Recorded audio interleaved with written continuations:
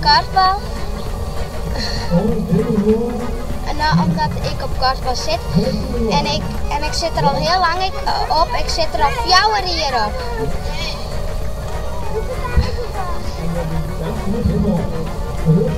En ik ben heel goed in verdediging.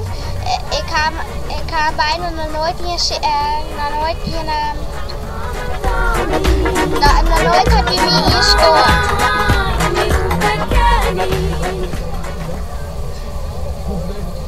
En Saf verdedigst.